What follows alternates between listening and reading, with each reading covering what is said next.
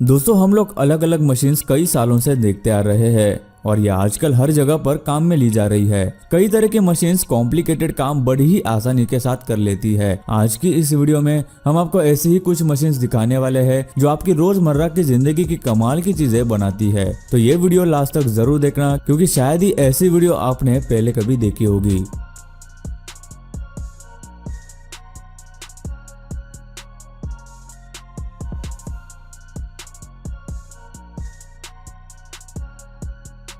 दोस्तों ऐसी ही और वीडियोस देखने के लिए आप उस लाल कलर के सब्सक्राइब बटन को दबाकर बाजू वाली बेल पर क्लिक करके ऑल का ऑप्शन जरूर सिलेक्ट करें। Sanitiser making. सैनिटाइजर एक ऐसी चीज है जो बच्चों से लेकर बड़ों तक सबके पास होना अभी के टाइम में तो बहुत ही ज़्यादा ज़रूरी है। इसकी मदद से हम बड़ी बड़ी बीमारियां होने से भी बच सकते हैं। इसीलिए ये छोटी सी दिखने वाली बॉटल्स बड़ी ही काम की चीज़ है। लेकिन बहुत से लोग नहीं जानते कि आखिर इन्हें कैसे बनाया जाता है। इसे बनाने के लिए कुछ खास इंग्रेडिएंट्स की ज़रूरत पड़ती है, जैसे कि isopropyl alcohol, aloe vera gel, essential oil. सबसे पहले एक बड़े से बाउल में आइसोप्रोपाइल अल्कोहल और एगर पाउडर डाली जाती है। फिर मशीन की मदद से उन्हें अच्छी तरह से मिलाया जाता है। थोड़ी देर बाद मशीन में एलोवेरा जेल डालते हैं, जिसकी मदद से लिक्विड सैनिटाइजर को जेल में कन्वर्ट किया जाता है। उसके बाद एक पाइप की मदद से बनाए गए जेल को दूसरी मशीन में भेजते हैं, जहां वो मशीन उन्हें बॉटल्स में भरती है और उन पर बॉटल्स कैप लगाने का काम करती है। फिर एक कर्मचारी उन पर आगे और पीछे स्टिकर्स लगाता है और आखिर में उन्हें पैक किया जाता है। Toothpaste making process. टूथपेस्ट एक ऐसी चीज़ है जिसे हम रोज़ाना की ज़िंदगी में इस्तेमाल करते हैं और ये हमारी डेली लाइफ में बहुत ही ज़रूरी भी होती है, जिससे हमारे दांत सफ़ेद और फ्रेश रहते हैं और इसकी मदद से हम मसूड़ों में होने वाली बीमारियों से बच सकते हैं। लेकिन आपने कभी सोचा है कि जो चीज़ हम रोज़ाना इस्तेमाल कर रहे हैं वो आखिर बड़ी बड़ी कंपनियों में किस तरह से बनाई जाती है? इसे बनाने के लिए सबसे पहले black pepper, long paper, dry ginger powder और टोमर सीड्स इन इंग्रेडिएंट्स की ज़रूरत पड़ती है, जिन्हें एक ग्राइंडिंग मशीन में डालते हैं। जब इन्हें ग्राइंड करके पाउडर बन जाती है तो उन्हें उबलते हुए पानी में डालते हैं। कुछ घंटों तक पानी में उबलने के बाद पानी का कलर कुछ इस तरह का दिखने लगता है। उसके बाद एक मशीन में कार्बोनेट और गैरिक पाउडर को डालते हैं। फिर एक अलग टैंक में सोडियम लॉरेल सल्फेट को डालते हैं और उसमें बनाई हुई इंग्रेडिएंट्स को मिलाया जाता है। उसके बाद सभी इंग्रेडिएंट्स को एक बड़े से टैंक में भेजते हैं और सबको मिला के उनका एक पेस्ट तैयार किया जाता है।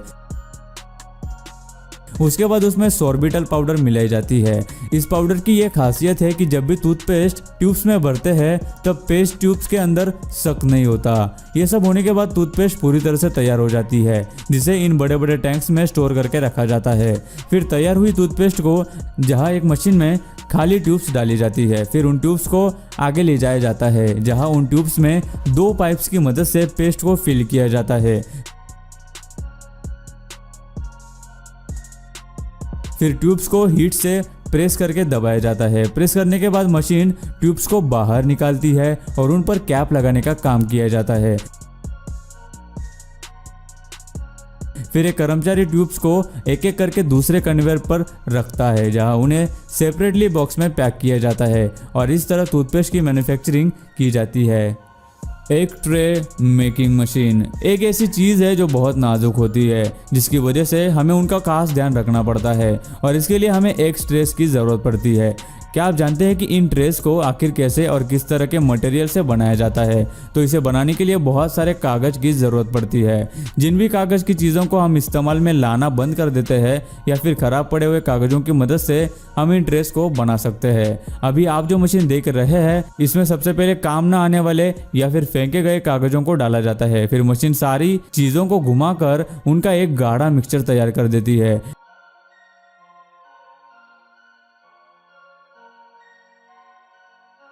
बाद में तैयार किए गए मिक्सचर को दूसरे मशीन में डाला जाता है, जहां वो मशीन एक मोल्ड्स को मिक्सचर के अंदर एक बार डीप करती है और कुछ ही सेकंड्स में ट्रे बनकर ऊपर आती है और एक कर्मचारी मोल्ड्स में से तैयार किए गए ट्रेस को बाहर निकालता है, जिन्हें एक ट्रॉली में रखा जाता है।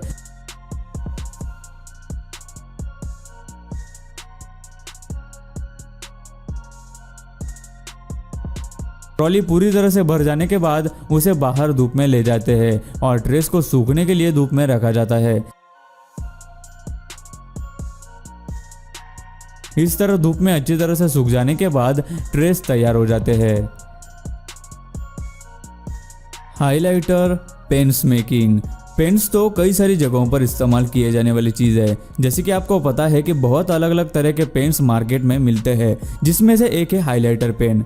इसकी मदद से अगर आपके कोई इंपॉर्टेंट पॉइंट्स हो तो उन्हें हाईलाइट किया जा सकता है। सबसे पहले इस मशीन में ऊपर से कुछ खास किस्म की प्लास्टिक को डालते हैं, फिर यह मशीन उसे पेन्स मोल्ड्स में मेल्ट करके उन्हें पेन्स का आकार दे देती है और पेन्स बनने के बाद उन्हें कन्वेयर बेल्ट की मदद से एक कंटेनर में भरा जाता है। उसके बाद पेन्स बैरल्स को दूसरी मशीन में रखा जाता है और उनमें पॉलिस्टर चौक डालते हैं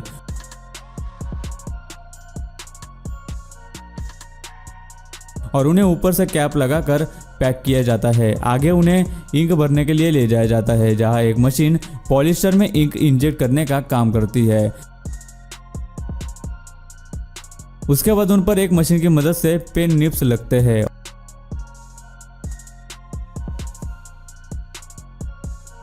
और आखिर में उन्हें प्लास्टिक कवर और पेन कैप्स लगाकर पैकेजिंग के लिए भेजा जाता है।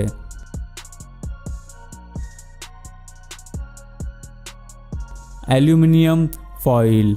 एल्यूमिनियम फॉइल एक ऐसी चीज़ है जिसे बहुत से लोग इस्तेमाल करते हैं। ज़्यादातर जब भी खाने की कोई चीज़ कहीं ले जानी हो, जैसे कि जॉब पर या स्कूल में, तब इसका इस्तेमाल खाने को गर्म रखने के लिए किया जाता है। अभी हम आपको बताएंगे कि आखिर इसे कैसे बनाया जाता है। सबसे पहले एल्यूमिनियम के बड़े बड़े ब्रैकेट्स की ज़रूरत पड़ती है। आगे उन्हें एक मेल्टिंग मशीन में डाला जाता है, जहां मशीन उन्हें मेल्ट करके लिक्विड फॉर्म में कन्वर्ट करती है। फिर उसे टेस्टिंग के लिए एक मोल्ड में डालते हैं। अगर मोल्ड में डाले हुए शेप का आकार एल्यूमिनियम लिक्विड तुरंत ही ले लेती है तो उसे फॉइल बनाने के लिए अगली प्रोसेस में भेजा जाता है, जहां लिक्विड को एक बड़े मोल्ड में डालते हैं और उसे फिर से एल्यूमिनियम बार का आकार दिया जाता है। फिर उस बार को एक रोलिंग मशीन में डालते हैं, जहां मशीन उसे 250 डिग्री गर्म रोलर्स द्वारा दबा देती है। वहीं पर उनके ऊपर ऑयल को भी डाला जाता है, जिसकी मदद से बार्स की थिकनेस कम हो जाती है। लेकिन बार की थिकनेस और कम करने के लिए उसे उन रोलर्स में 12 से 15 बार गुजरना पड़ता है, जिसकी मदद से बार की थिकनेस 6 सेंटीमीटर इतनी हो जाती है। उसके बाद उसे एक कन्वेयर बेल्ट की मदद से आगे भेजते हैं, जहां एक रोलिंग मशीन बार्स को रोल करने का काम करती है, जिससे एल्यूमिनियम की थिकनेस और भी कम हो जाती है और आखिर में एल्यूमिनियम इतना बारीक हो जाता है कि जिससे एल्यूमिनियम फॉइल बनाई जाती है। Earbuds making. आजकल बहुत से घरों में ईयरबड्स इस्तेमाल होते हैं, जिसका इस्तेमाल कान में जमी हुई गंदगी को निकालने या फिर किसी जख्म को साफ करने के लिए किया जाता है। इस वीडियो में हम आपको दिखाने वाले हैं कि इन्हें बड़ी बड़ी फैक्ट्रीज में किस तरह से बनाया जाता है। अभी आप जो मशीन देख रहे हैं वो एक ही मशीन बड्स को पूरी तरह से बनाने का काम करती है। सबसे पहले इसमें प्योर कॉटन की 2 पट्टियों को डालते हैं। उसके बाद उन्हें ग्लू से बाहर निकाला जाता है। फिर एक रोलर की मदद से प्लास्टिक स्टिक पर कॉटन को लगाते हैं। मशीन के अंदर ही कॉटन को कट किया जाता है और फिर बड्स बनकर बाहर आती है, जहाँ हर एक मिनट में 1200 पीसेस की मैन्युफैक्चरिंग की जाती है। उसके बाद बनी हुई बड्स को एक लाइन में कन्वेयर बेल्ट की मदद से आगे भेजते हैं, जहाँ एक मशीन उन्हें थोड़े थोड़े करके उठाकर पैकेजिंग मशीन में डालने का काम करती है।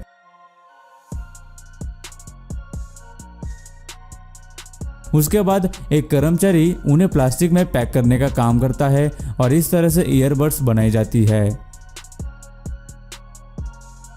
गाइस नेक्स्ट है पॉल्यूशन मास्क मेकिंग प्रोसेस। आज के दौर में मास्क पहनना बहुत ही ज़रूरी होता है। आजकल हवा में बहुत पोल्यूशन और तरह तरह के जीवाणु मौजूद होते हैं, जिससे हमें तरह तरह की बीमारियां हो सकती है। लेकिन ये मास्क पहनकर हम बड़ी बड़ी बीमारियां होने से खुद को आसानी से रोक सकते हैं। लेकिन आप में से बहुत से लोग हैं जो ये नहीं जानते कि मास्क किस तरह से बनाए जाते हैं। सबसे पहले कुछ खास तरह की 3 कॉटन लेयर्स को एक मशीन में भेजा जाता है। उसके बाद मशीन उन्हें 1 सेंटीमीटर फोल्ड करके स्टिच करने का काम करती है।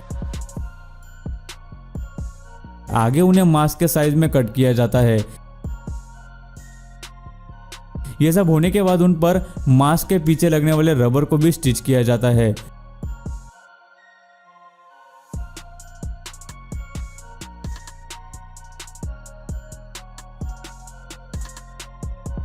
फिर एक कन्वेयर बेल्ट की मदद से उन्हें आगे ले जाया जाता है, जहां उन्हें एक मशीन की मदद से प्लास्टिक में पैक किया जाता है। खास बात तो यह है कि ये मास्क बनाने के लिए सिर्फ एक मशीन ही काफ़ी है। और ये एक मशीन एक दिन में हजारों मास्क बना सकती है।